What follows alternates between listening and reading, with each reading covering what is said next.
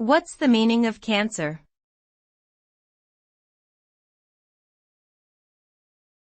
Cancer.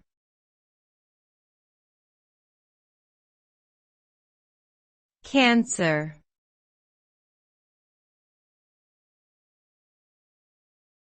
Cancer.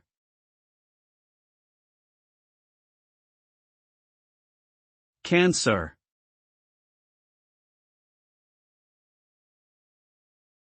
Cancer is a disease caused by the uncontrolled growth and spread of abnormal cells in the body.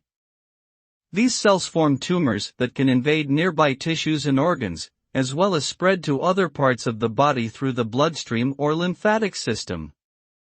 There are many different types of cancer, each with its own specific symptoms, risk factors, and treatments.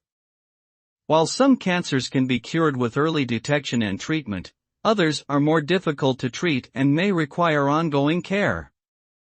It is important to maintain a healthy lifestyle and get regular checkups to reduce your risk of developing cancer.